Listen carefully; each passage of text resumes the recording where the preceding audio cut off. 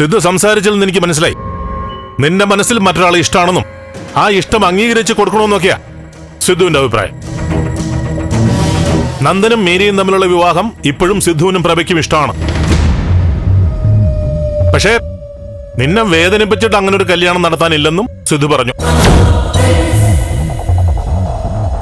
ഞാൻ ചോദിക്കുന്നതിന് കൃത്യമായിട്ടുള്ള ഉത്തരം തരണം. ആ പഴയ റിലേഷൻഷിപ്പ് ഇപ്പോഴും തുടരുന്നുണ്ടോ? ഇല്ല അച്ഛാ, സത്യമായിട്ടും ഇല്ല. അതൊക്കെ അയാള് കാരണം തന്നെ അവസാനിച്ചു. ഞാനങ്ങനെ ചുമ്മാ വല്ലവരെയും പ്രേമിച്ച് നടക്കുന്ന ആളല്ലെന്ന് അച്ഛൻ അറിഞ്ഞൂടെ? അങ്ങനെയൊന്ന് സംഭവിച്ചു പോയി, അത് കഴിഞ്ഞു. എന്റെ ജീവിതത്തിൽ നിന്ന് അയാൾ എന്നേക്കുമായി പോയി. ഇപ്പൊ നന്ദ മാത്രമേ മനസ്സിലുള്ളൂ. അതുകൊണ്ടാണല്ലോ വിവാഹത്തിന് ഞാനും കൂടെ മുൻകൈ എടുത്തത്. ശരി ശരി, എനിക്കറിയാം. എന്തായാലും നന്ദനും നീയായിട്ടുള്ള വിവാഹം ഞങ്ങൾ ഉറപ്പിച്ചു കഴിഞ്ഞു.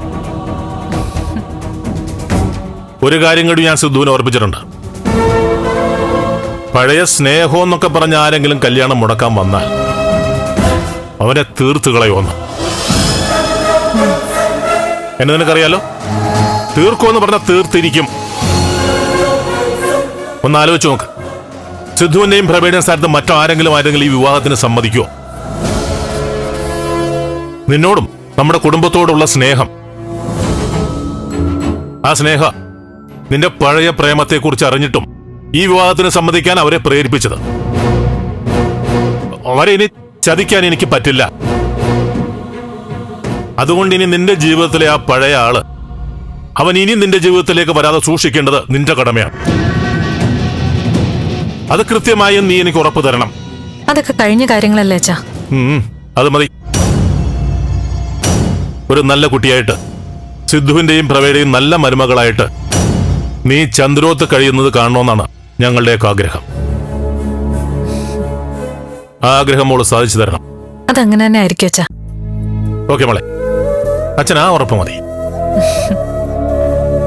അപ്പോ ദേ, ഏറ്റവും നല്ല ആളെ തന്നെയാ അച്ഛൻ നിന്റെ ഭർത്താവായിട്ട് കണ്ടുപിടിച്ചിരിക്കുന്നത്.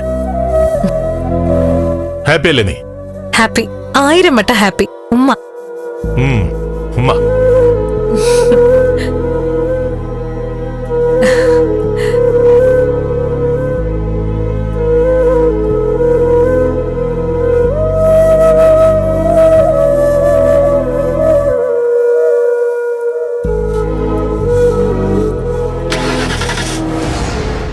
അമ്മേ,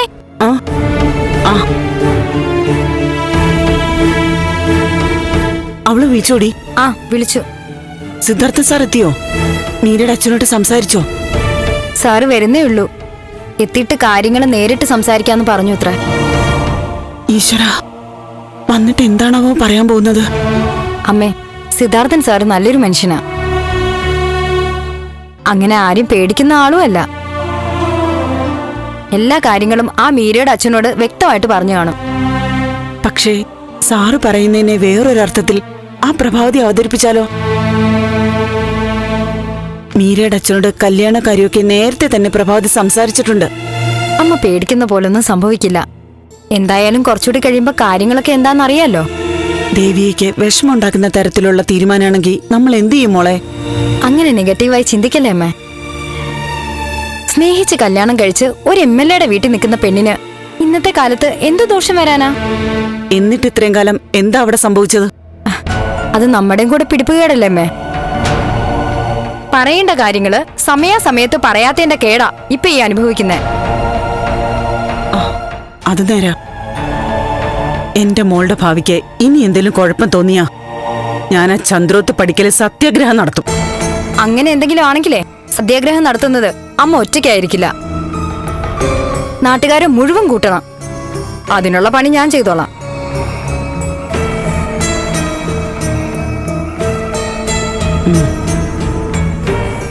അവിടുത്തെ തീരുമാനം അറിഞ്ഞാലേ സമാധാനമായിട്ട് ഒരിടത്തിരിക്കാനെങ്കിലും സാധിക്കും.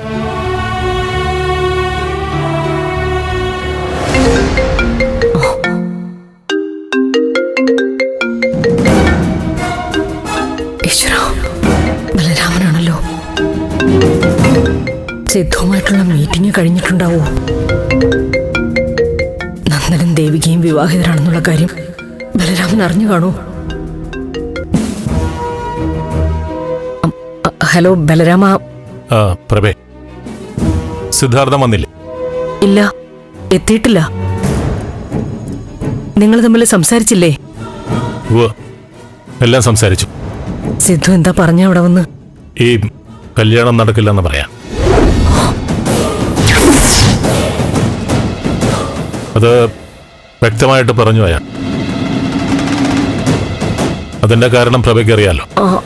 അത് പ്രഭയ്ക്കറിയാം. എന്നോട് മറച്ചു വയ്ക്കണ്ട.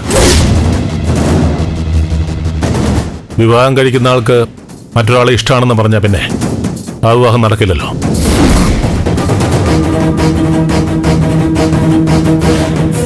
ബലരാമ, ഞാനൊന്നും അറിഞ്ഞിട്ടില്ലായിരുന്നു. ഞാൻ കരുതി മീര പ്രഭയോടെല്ലാം പറഞ്ഞിട്ടുണ്ടാവുമെന്ന്. മീര എന്തു പറഞ്ഞിട്ടുണ്ടാവുമെന്ന്? മീരക്കൊരാളെ ഇഷ്ടമായിരുന്നു. ബലരാമൻ എന്തൊക്കെയാ പറയുന്നത്? നന്ദൻ വിവാഹം കഴിക്കാൻ പോകുന്ന കുട്ടിക്ക് മുമ്പൊരു ഇഷ്ടമുണ്ടായിരുന്നെന്നറിയുമ്പോൾ തീർച്ചയായും സിദ്ധുവിനും പ്രഭയ്ക്കും വിഷമമുണ്ടാവും. സിദ്ധു കാര്യങ്ങളെല്ലാം എന്നോടൊന്ന് ചുറ്റിവളച്ചാണ് അവതരിപ്പിച്ചത്. എനിക്കപ്പം തന്നെ എല്ലാം മനസ്സിലായി. മീരയ്ക്കുള്ള റിലേഷൻഷിപ്പാണ് വിവാഹത്തിലുള്ള ബുദ്ധിമുട്ടായിട്ട് പറയുന്നതെന്ന്. പക്ഷേ എനിക്ക് മനസ്സിലായി പ്രഭയ്ക്കും നന്ദന് ആ വിവാഹം ഇഷ്ടമാണെന്ന്. അതുകൊണ്ട് തന്നെ ഞങ്ങൾ ഈ വിവാഹം അങ്ങ് ഉറപ്പിച്ചു.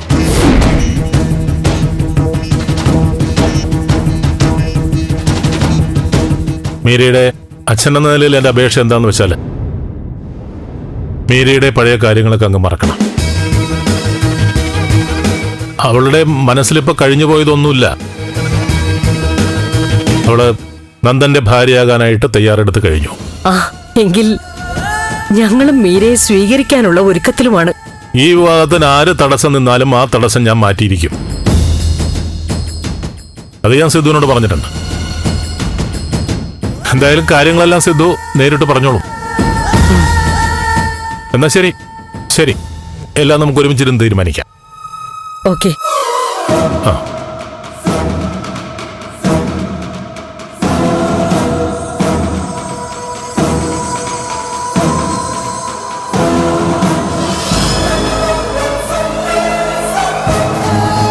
അങ്ങനെ വലിയൊരു കടമ്പ അത്ഭുതം പോലെ കടന്നു കിട്ടി.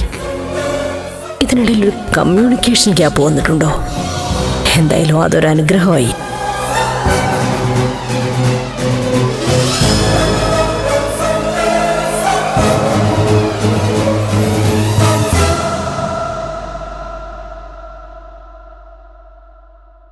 അമ്മേ, ആരാ ഫോൺ ചെയ്തേ?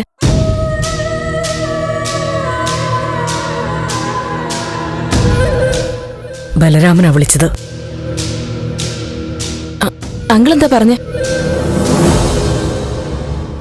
കുറച്ചു നേരത്തേക്കെങ്കിലും ഇവരൊന്ന് സന്തോഷിക്കട്ടെ.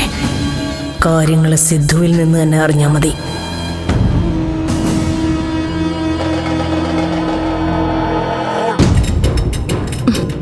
അമ്മേ, ബലരാമൻ അങ്കിൾ എന്താ പറഞ്ഞേന്ന്?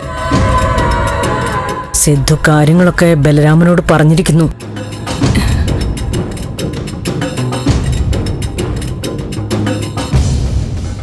എന്നിട്ട് അങ്കിൾ എന്തു പറഞ്ഞു എന്ന് പറയാമേ?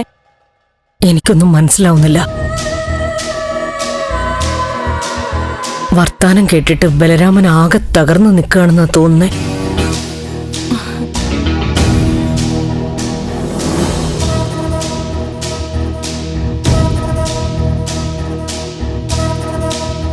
വൈകാതെ മീരയെ ഡൽഹിയിലേക്ക് കൊണ്ടുപോകായിരിക്കും. ഇനി എന്തൊക്കെയാണാവോ സംഭവിക്കാൻ പോകുന്നത്? പാവം മീര.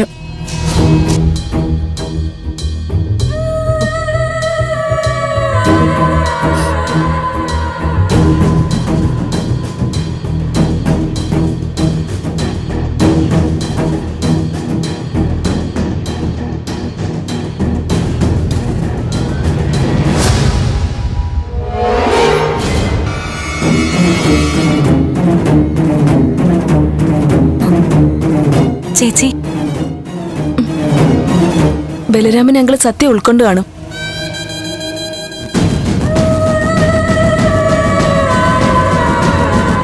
അതാ എല്ലാം പോസിറ്റീവ് അച്ഛൻ പറഞ്ഞ്. അങ്ങനെ ആയിരിക്കുമല്ലേ ചേച്ചി? പിന്നല്ലാതെ അമ്മ പറഞ്ഞത് കേട്ടില്ലേ?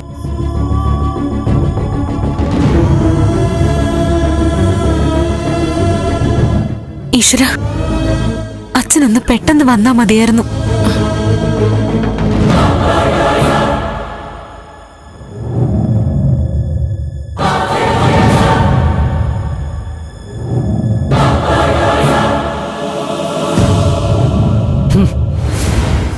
ഈ സന്തോഷത്തിന്റെ ആയുസ് ഇനി 1-2 മണിക്കൂറുകൾ മാത്രമോ. സിദ്ധു വന്നോട്ടെ, ചന്ദ്രോത്തൊരു ബോംബ് പൊട്ടും.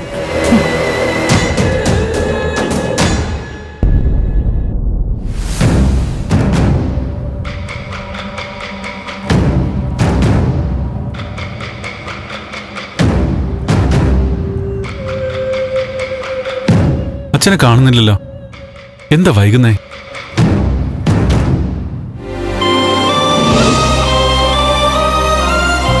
അച്ഛൻ പിന്നെ വിളിക്കാൻ പറ്റും ചെയ്തോടാ? ഇല്ലെന്നേ, ഞാൻ പിന്നെ വിളിച്ചിട്ട് എടുത്തില്ല.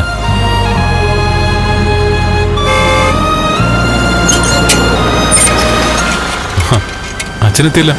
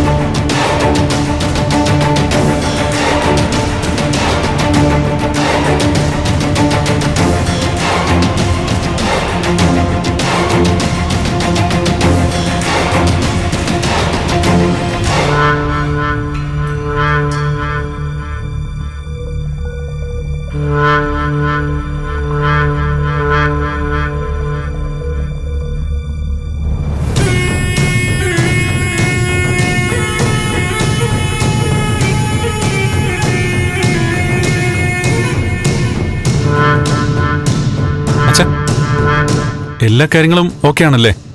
എല്ലാം സംസാരിച്ചില്ലേ?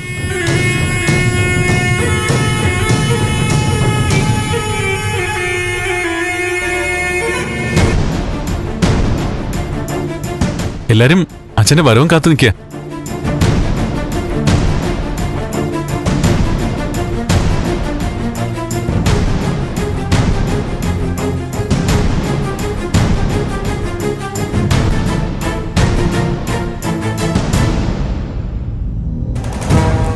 ഇനി ആകാശം ഇടിഞ്ഞു വീഴുമെന്ന് പറഞ്ഞാലും ശരി, നന്ദനും മീരയും തമ്മിലുള്ള വിവാഹം നമ്മൾ നടത്തിയിരിക്കും.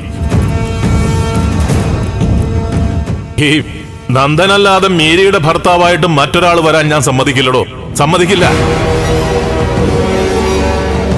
അവരുടെ പഴയ ഇഷ്ടവും പഴയ സ്നേഹമൊക്കെ പറഞ്ഞ് ആരെങ്കിലും വന്നാൽ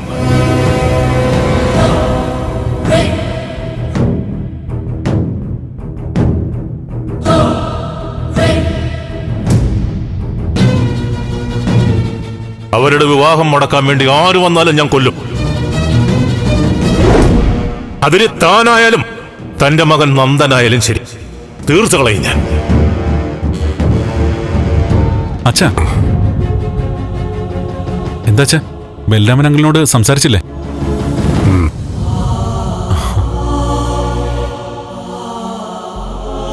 എന്നിട്ട് ഞാനൊന്ന് ഫ്രഷ് ആവട്ടെ, നമുക്ക് വിശദമായിട്ട് സംസാരിക്കാം.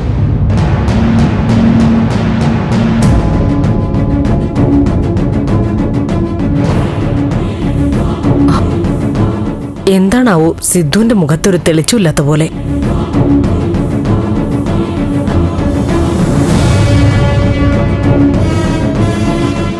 അച്ഛൻ പറഞ്ഞു കേട്ടില്ലേ, ഫ്രഷ് ആയിട്ട് വരാന്ന്. ആ, നല്ല ടയർഡായിട്ടുണ്ട്. ഫ്രഷ് ആയിട്ട് വന്ന് കാര്യം പറയുന്നതാ നല്ലത്.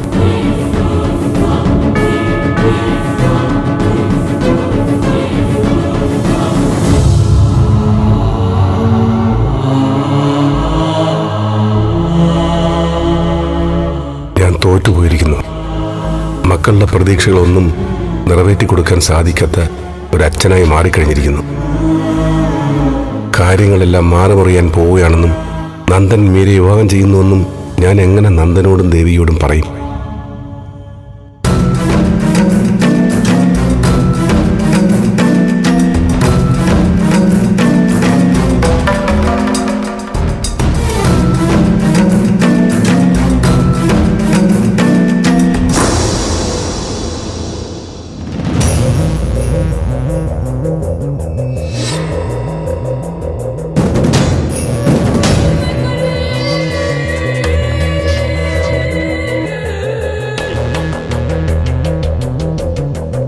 സിദ്ധു, എന്തായി സിദ്ധു കാര്യങ്ങൾ? ബലരാമനെ കണ്ടോ? കാര്യങ്ങളൊക്കെ സംസാരിച്ചോ?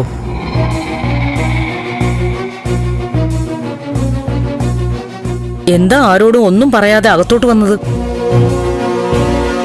പറ സിദ്ധു, കാര്യങ്ങളൊക്കെ സംസാരിച്ച് ഒരു തീരുമാനത്തിലെത്തിയോ?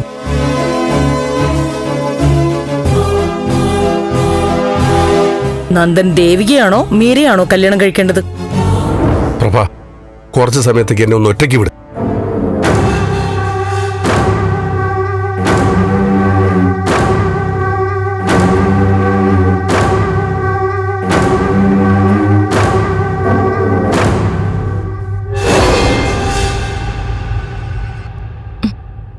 അച്ഛന്റെ മുഖത്തൊരു വിഷമം പോലെ തോന്നിയോ? ബലരാമൻ അങ്കിളിനോട് കാര്യങ്ങളൊക്കെ പറഞ്ഞല്ലേ, അതിന്റെ ഒരു വിഷമം കാണാതിരിക്കോ? എന്തായാലും അച്ഛൻ വന്ന് സംസാരിക്കട്ടെ. എനിക്കെന്തോ ഒരു പേടി പോലെ. ഒട്ടും പേടി വേണ്ട, എല്ലാം പോസിറ്റീവ് ആണെന്ന് അച്ഛൻ സൂചന ആണല്ലോ. അതെ, വിഷമിക്കാതെ ദേവി.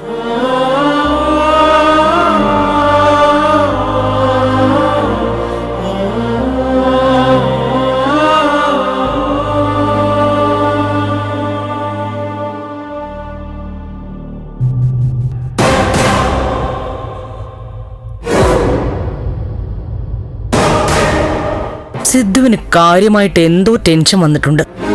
പറയ് സിദ്ധു, എന്താ പ്രശ്നം? ബലരാമനെ കാണാൻ സാധിച്ചില്ലേ? അതോ സംസാരിച്ച് തെറ്റിയോ? അല്ലെങ്കിൽ വെളുക്കാൻ തേച്ചത് പാണ്ടായോ? അല്ല, എന്റെ ചില ഊഹങ്ങളാണേ. പറയട്ടെ. ദേവികയും നന്ദനും വിവാഹിതരാണെന്ന് അറിയിക്കാൻ സിദ്ധു നാടകീയമായിട്ട് സംസാരിച്ചു തുടങ്ങുന്നു. പക്ഷേ ബലരാമൻ സംസാരം തുടങ്ങുന്നത് തന്നെ ഒറ്റപുത്രിയെ കൈവിട്ടാൽ ഒരു ബന്ധവും നോക്കില്ല എന്നല്ലേ? ബലരാമൻ തന്നെ വിളിച്ചിരുന്നു അല്ലേ? ബലരാമൻ വിളിച്ചോ ഇല്ലയോ എന്നുള്ളത് രണ്ടാമത്തെ കാര്യം. സിദ്ധുവിന് ഇപ്പൊ മനസ്സിലായോ? മീരയാണ് നന്ദന്റെ വധുവായിട്ട് വരേണ്ടതെന്ന്. വിധി അതെന്നേ തീർച്ചപ്പെടുത്തി കഴിഞ്ഞു. ഇന്ന് ബലരാമനും സിദ്ധുവും തമ്മിലുള്ള സംഭാഷണത്തിനിടയിൽ ഇടപെട്ടതും ഈ വിധിയാ.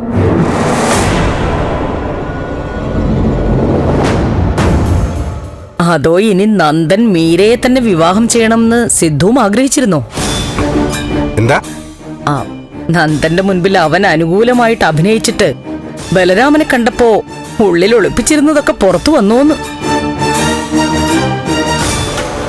നന്ദനെ കൊണ്ട് മീരയെ വിവാഹം ചെയ്യിപ്പിക്കാൻ വേണ്ടി സിദ്ധു പശ്ചാത്തലമൊരുക്കിയതാണോ? ആയിരിക്കും അല്ലേ സിദ്ധു?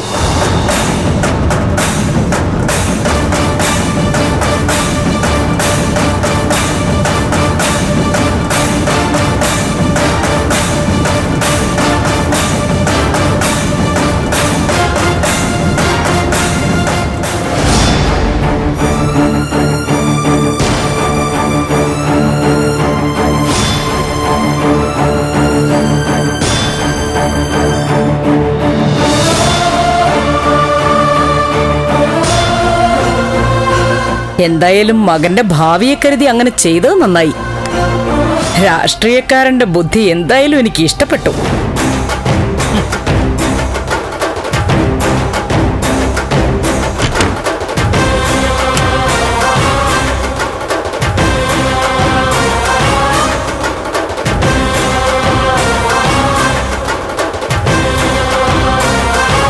താൻ എന്താ പറഞ്ഞത്?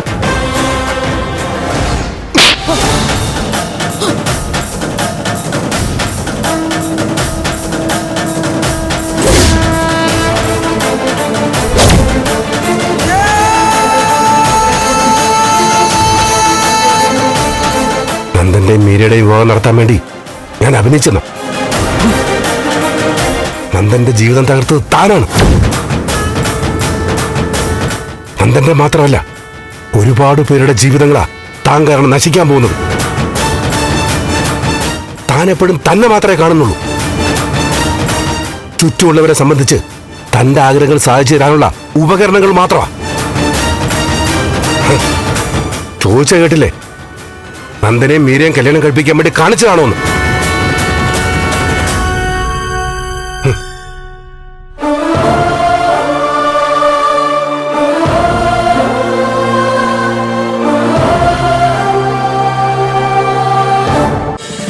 ഫ്ലവേഴ്സ് ഒരുക്കുന്ന കാഴ്ച വസന്തം യൂട്യൂബിൽ പ്രേക്ഷകർക്ക് ലൈവായി കാണാം. ഫ്ലവേഴ്സ് കോമഡിയിൽ ജോയിൻ ചെയ്യൂ, ആസ്വദിക്കൂ.